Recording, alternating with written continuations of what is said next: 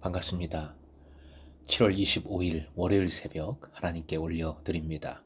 함께 온 마음 다해 찬양 부르십니다.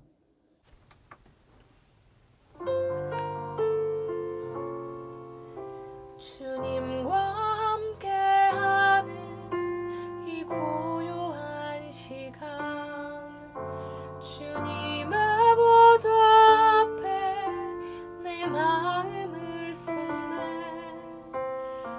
모든 것 아시는 주님께 감출 것 없네. 내 맘과 정성 다해 주 바라나이다. 온 맘 다해 사랑합니다. 온 맘 다해 주 알기 원하네. 내 모든 삶 당신 것이니 주만 섬기리. 온 맘 다해.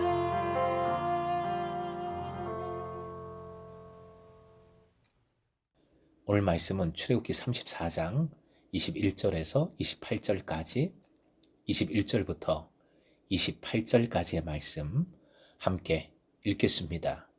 너는 엿새 동안 일하고 일곱째 날에는 쉴지니 밭갈 때나 거둘 때에도 쉴지며 77절 곧 맥추의 초실절을 지키고 새말에는 수장절을 지키라. 너희의 모든 남자는 매년 3번씩 주 여호와 이스라엘의 하나님 앞에 보일지라. 내가 이방 나라들을 네 앞에서 쫓아내고 내 지경을 넓히리니 내가 매년 3번씩 여호와 네 하나님을 뵈려고 올 때에 아무도 내 땅을 탐내지 못하리라.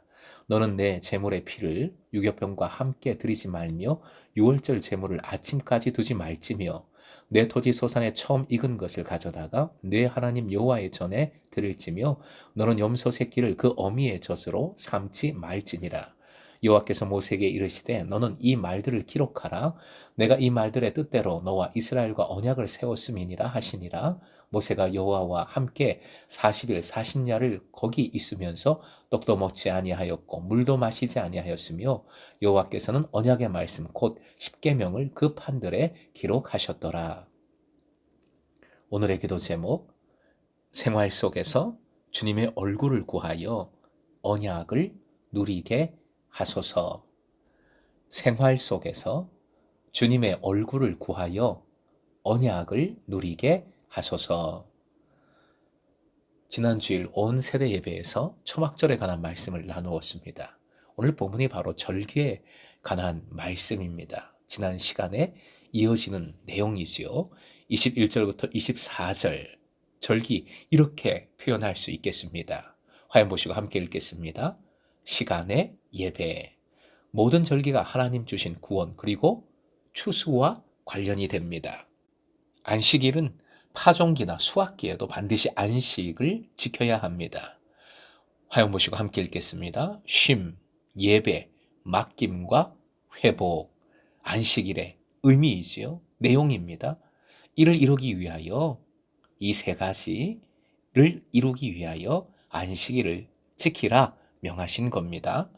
77절 곧 맥추의 초실절입니다. 맥추절 또는 오순절이라고도 합니다.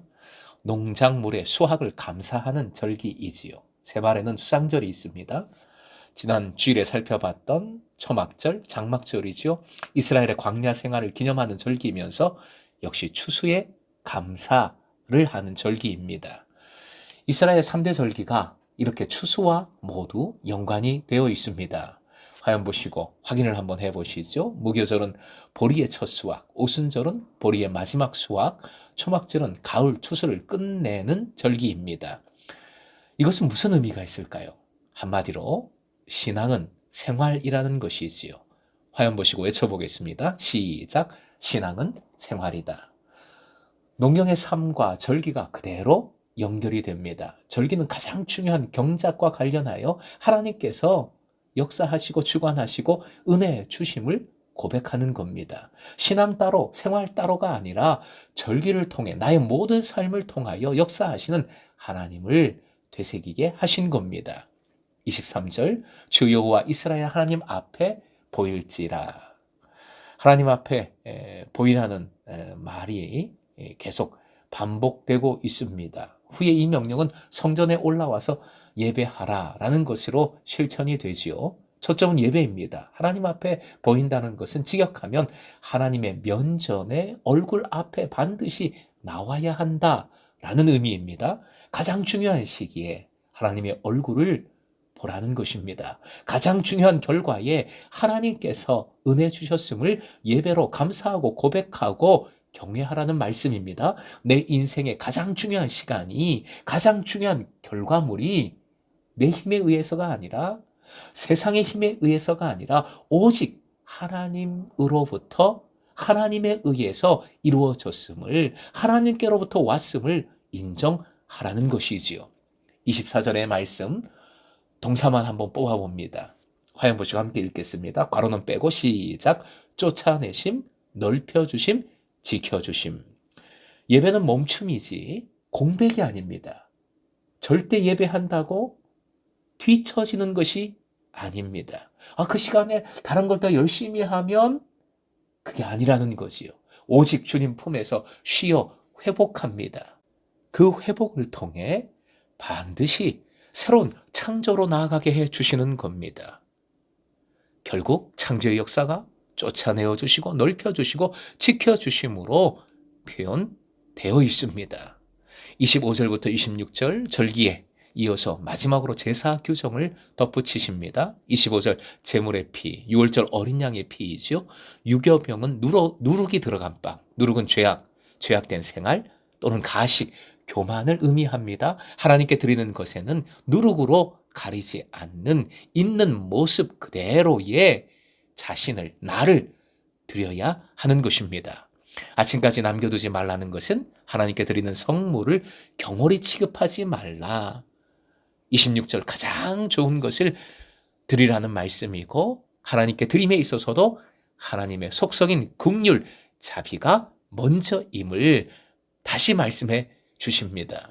결국 가나안의 풍습을 따르지 말고 세상의 영화를 쫓지 말고 주님만을 온전히 경외하라는 말씀입니다. 27절부터 28절 두 번째 기회 주신 것에 대한 정리의 말씀이지요. 모세는 40일 동안 금식합니다. 물도 마시지 않습니다. 첫 번째보다 훨씬 더 정결한 모습으로, 더 주님을 바라보는, 주님만 의지하는 모습으로 나아가고 있습니다. 언약의 말씀 곧 십계명을 그 판들에 기록하셨더라 말씀은 증거하고 있는데, 대부분의 번역서들은 주체를 모세로 봅니다. 첫 번째 판과는 달리 이번에는 모세가 기록을 했지요. 하지만 궁극적으로는 하나님께서 기록을 하게 하신 것이지요. 사랑하는 금성의 제자 여러분, 오늘 말씀의 절기와 예배에 관한 규정을 통하여 신앙이 곧 삶임을, 생활임을 가르쳐 주고 계십니다. 따로 국밥이 아닙니다. 예배와 삶은 하나로 이어져 있어야 합니다. 우리는 생활 속에서 하나님의 존전, 면전에 있어야 합니다. 넘어져도 실패해도 다시 일어서서 약속의 말씀을 붙들어야 합니다. 지금 삶의 자리에서 가난한 사람들처럼, 즉 믿음 없는 자 같이 사는 것이 아니라 구체적인 삶의 현장에서 예수님 제자답게, 예배자답게 살아야 하는 것입니다. 오늘도 주님의 얼굴을 찾으십시오. 주님의 은혜를 구하십시오. 그래서 오늘도 쫓아내어 주시고 넓혀 주시고 지켜 주시는 주님의 은혜를 누리는 금성의 제자 되시길 주님의 이름으로 축원드립니다.